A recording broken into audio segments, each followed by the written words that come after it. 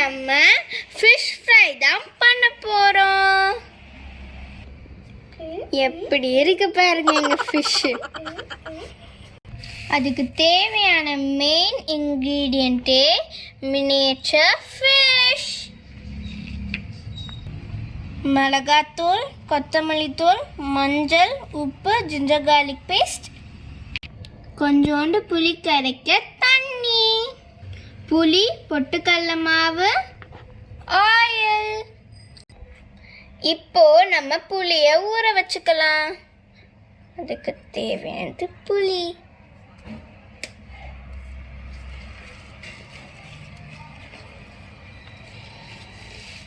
தம்பி தம்பி நீ கொஞ்சம் தண்ணியை ஊத்த.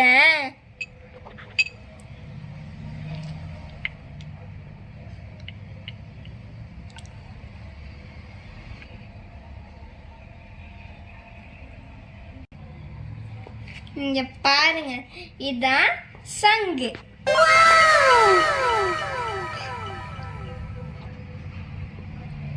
சரி, புளி தண்ணி இங்க பாருங்க. இதில் நம்ம ஃபஸ்ட்டு ஜிஞ்சர் கார்லிக் பேஸ்ட் போட்டுடலாம்.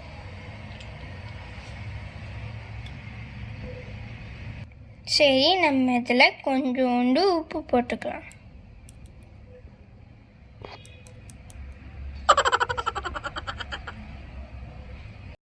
சரி, நான் இப்போ மிளகாத்தூள் ஆட் பண்ணிக்கிறேன். அடுத்தது கொத்தமல்லி தூள். சரி, கொஞ்சோண்டு மஞ்சள் தூள் போட்டுக்கலாம்.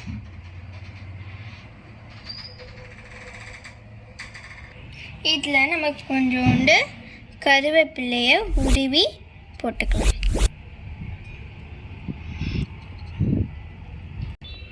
சரி, நம்ம இப்போ இதை நல்லா மிக்ஸ் பண்ணிக்கலாம். தண்ணி சேர்க்காம ஒரு பேஸ்ட் மாதிரி வரணும். அது நான் புளி தண்ணி ஆட் பண்ணியிருக்கிறதுனால இதுக்கு லெமன் ஜூஸ் தேவையில்லை. இங்கே பாருங்கள், இந்த போல் வந்து ஃபிஷ் மாதிரியே இருக்குல்ல, அழகாக இருக்கா? சரி, நம்ம இப்போது ஃபிஷ்ஷை இந்த பேஸ்ட்டில் போட்டுடலாம். சரி, இது கொஞ்ச நேரம் நல்லா ஊறணும். அப்புறமா நம்ம இதை தோசைக்கல்லில் போட்டு எடுத்துடலாம். சரி, நான் இப்போ இதில் தோசைக்கல்லை வச்சிடுறேன்.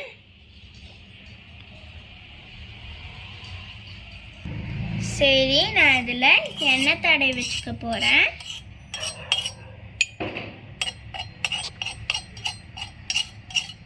சரி, நான் அதில் பொட்டுக்கடலை மாலை போட்டு டிப் பண்ணி வச்சிட போகிறேன்.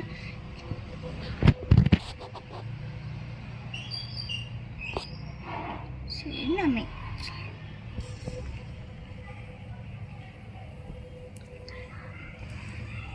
நான் இதில் பொட்டுக்கடலை பவுடர் யூஸ் பண்ணியிருக்கேன். ஏன்னா நம்ம இதில் போட்டால் அந்த மசாலாலாம் நல்லா உள்ளே இறங்கி இருக்கும். அதனால தான் மசாலாலாம் வெளில வராமல் மீன்லேயே அப்படியே ஒட்டிக்கும். பொட்டுக்கடலை பவுடரோட டேஸ்ட்டும் செமையாக இருக்கும். அதனால் நீங்களும் அந்த மாதிரி ட்ரை பண்ணி பாருங்கள். இந்த மாதிரி நம்ம எடுக்கும் போது அது ஒட்டாமல் வந்திருக்குன்னா நம்ம மசாலா கரெக்ட்னு அர்த்தம். இங்கே பாருங்க, சூப்பராக ரெடி. செம்ம ஸ்மெல் கூட இருக்குது. இந்த மாதிரி நல்லா வெந்துட்டு இருக்கும் போது நம்ம இதில் கொத்தமல்லியும் அப்புறமா கருவேப்பிலையும் போட்டால் அதோட டேஸ்ட்டும் இதில் இறங்கிடும். அப்போ சூப்பராக இருக்கும்.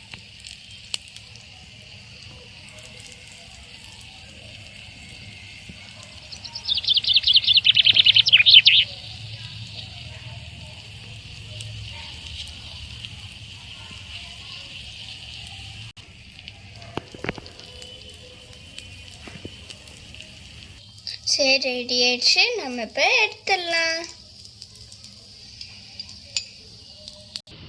ஷிவானி, இது சூப்பராக ஸ்மெல் அடிக்குது. இந்த ஃபிஷ் ஃப்ரை வீடியோ உங்களுக்கு பிடிச்சிருந்தா நீங்கள் இந்த வீடியோவை லைக் பண்ணுங்கள், ஷேர் பண்ணுங்கள், சப்ஸ்கிரைப் பண்ணுங்கள். நாங்கள் உங்களை அடுத்த ரெசிபி அப்போ